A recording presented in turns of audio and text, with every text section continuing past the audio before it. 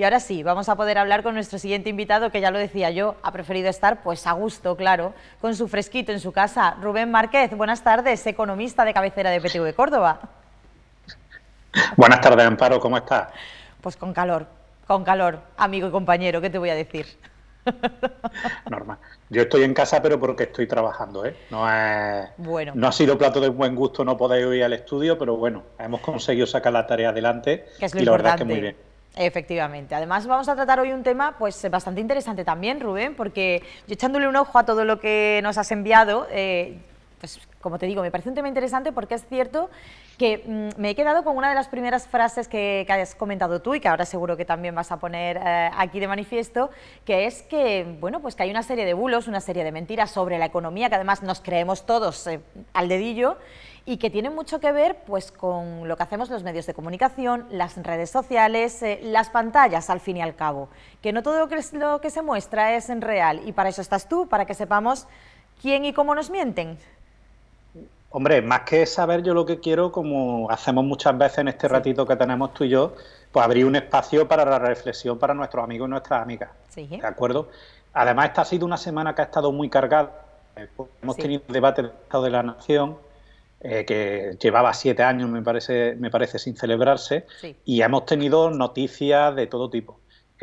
Yo hay una primera cuestión que le lanzo siempre a nuestros espectadores, sí, que ellos tienen que entender que lo que muestran las pantallas no es la realidad. Y aquí estoy hablando tanto de las pantallas de nuestros televisores, como sí, estoy hablando también de lo que son las pantallas de nuestros móviles, que cada vez sí, nos informamos más a través de los distintos servicios de telefonía móvil y nos informamos a través de redes sociales, sí. que eso también es un elemento que nos complica mucho el recibir información de calidad o información adecuada. Y luego aparte reconozco que como esta semana ha sido el escándalo de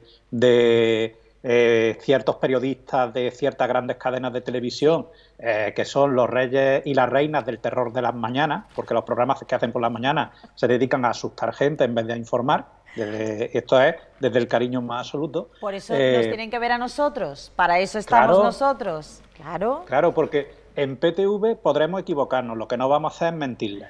así Esa es. garantía la pueden tener ustedes por nuestra parte.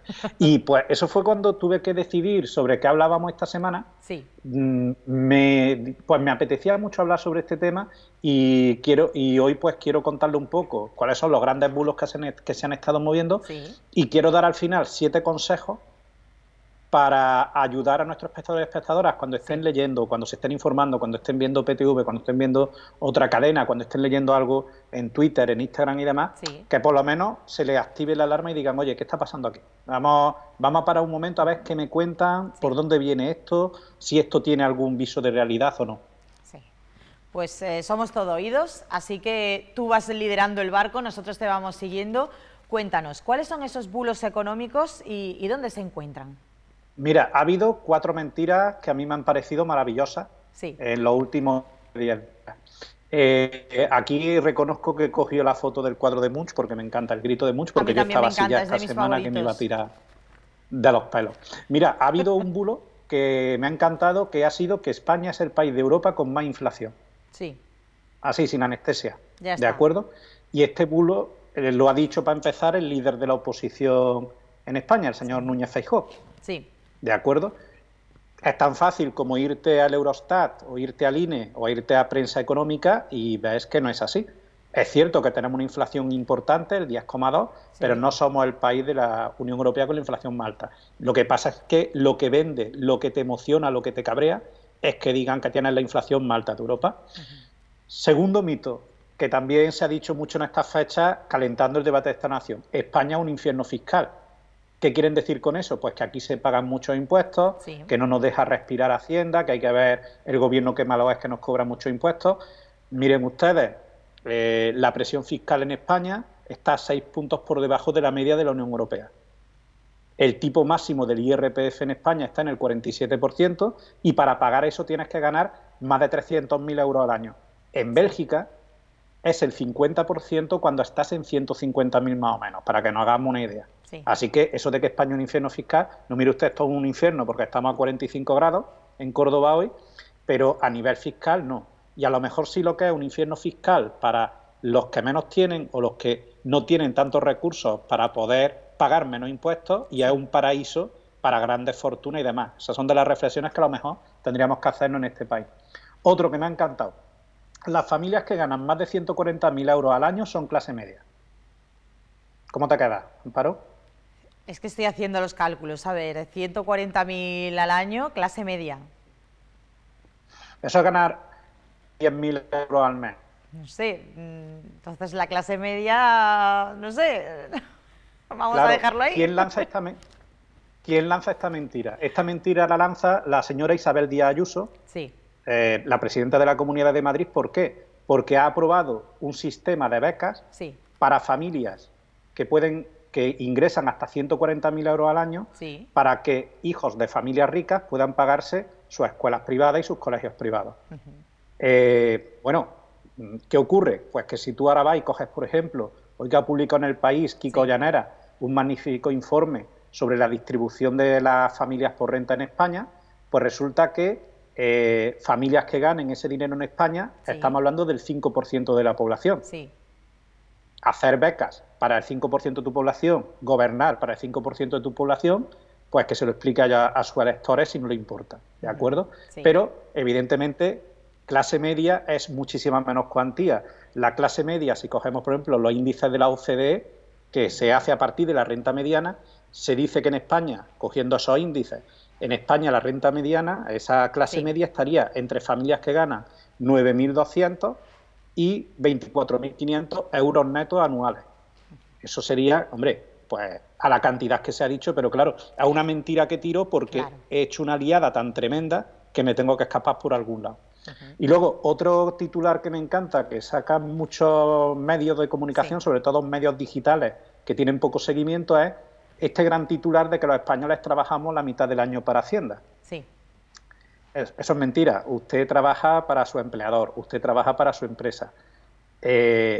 Y también el Estado, el ayuntamiento, la comunidad autónoma, el gobierno, las diputaciones, trabajan las 24 horas del día, 165 días al año.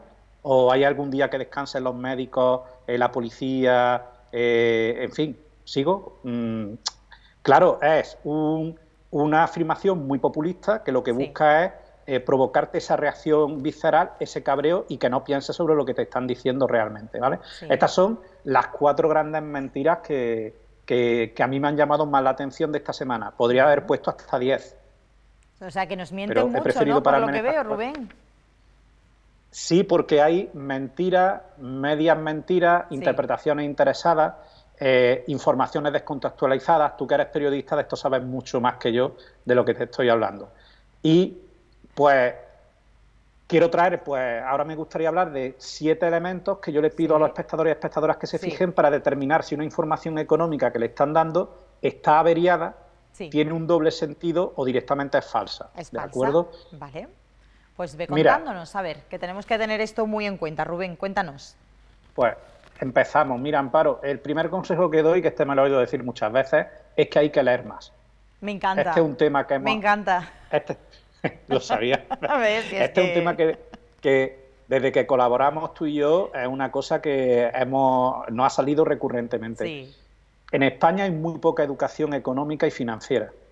Por eso es, entre comillas, fácil engañar a la gente, porque desconocemos conceptos muy básicos. Producto Interior Bruto, inflación, lo que es el Euribor, qué son los tipos de interés. Ese tipo de cuestiones no es algo que se enseñe en la escuela, no es algo que se dé una formación cuando la gente es joven, ¿de acuerdo? Y lo que les recomiendo a nuestros espectadores y espectadoras es que se preocupen en aprender, que hay muchísimos recursos en Internet, libros, etcétera.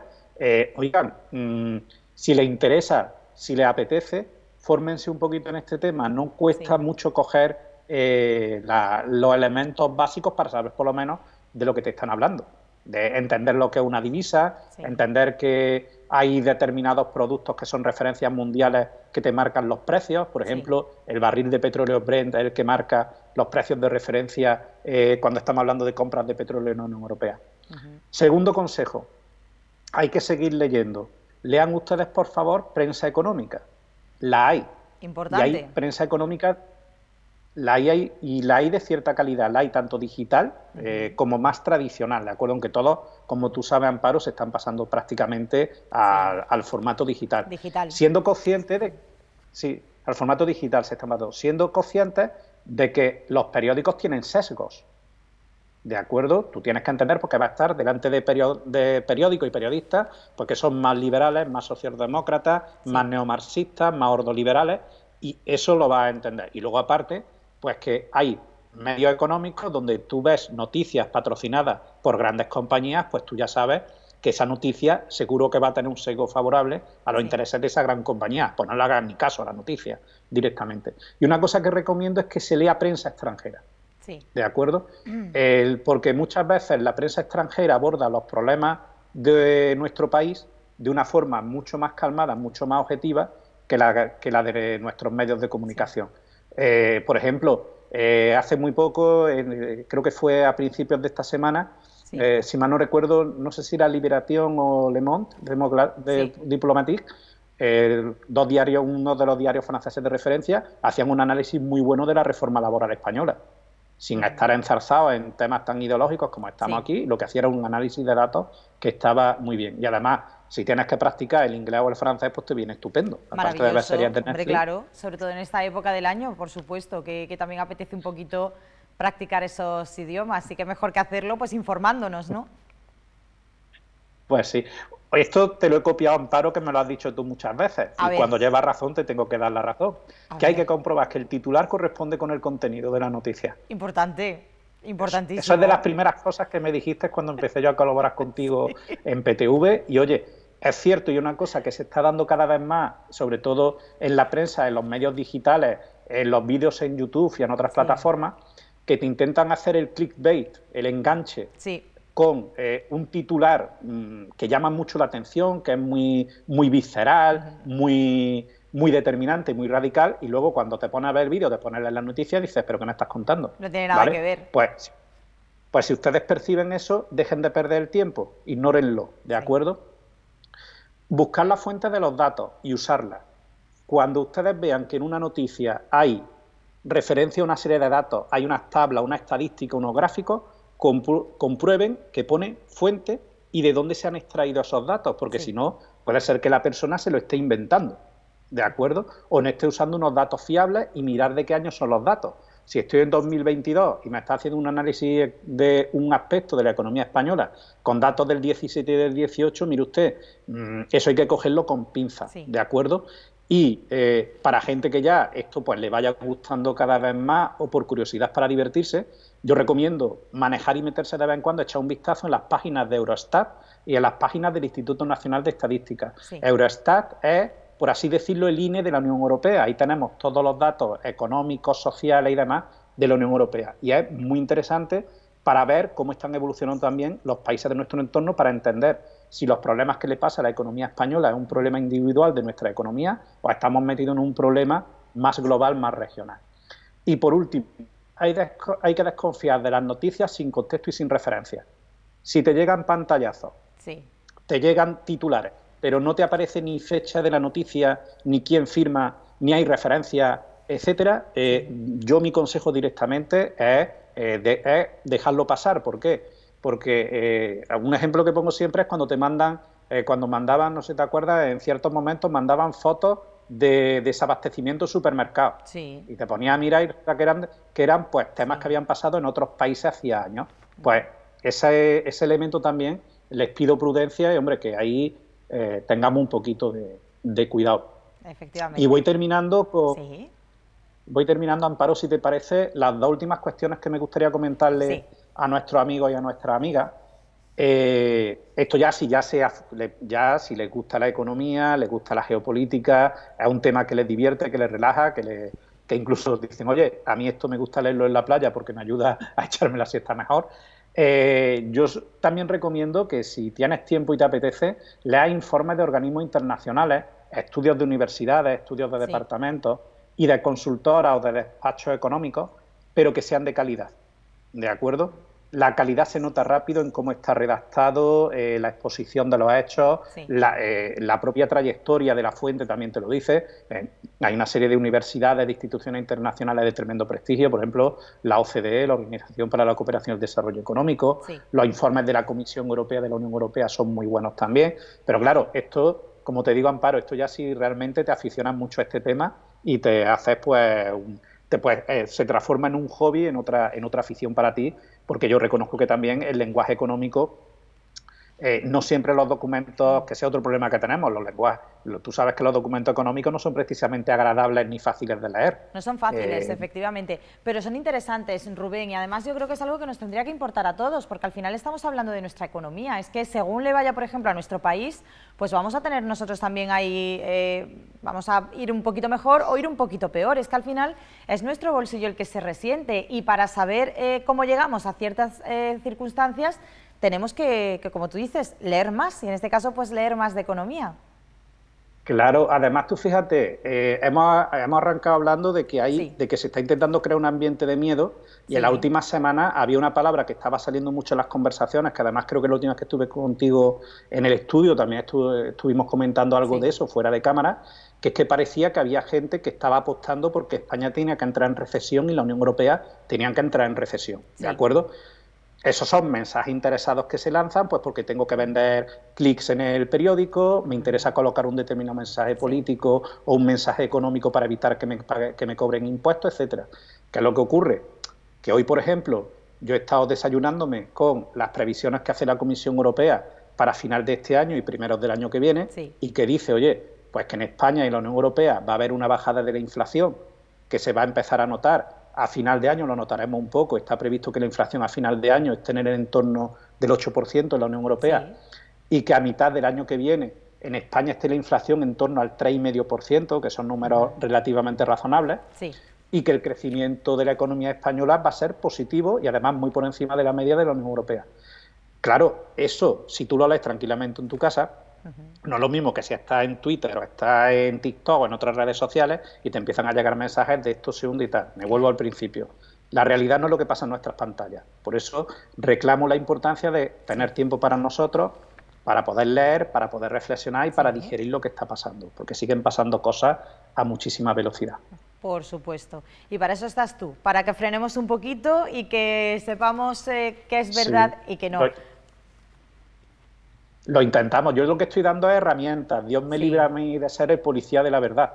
Ya es lo que, ya lo que me queda en la vida. Y mira, y el último consejo, que esto va dirigido sobre todo a la gente joven, ¿vale? Cuéntanos. Cuando somos jóvenes somos más inexpertos y tenemos una ansia que es que nos vaya todo muy bien, y tenemos unos modelos sociales a día de hoy que a lo mejor son, ¿cómo comentarlo de forma educada? Unos modelos sociales que son mejorables, porque estamos en una etapa que por esa falta de experiencia creemos que el éxito llega fácil y que el éxito le puede llegar a cualquiera.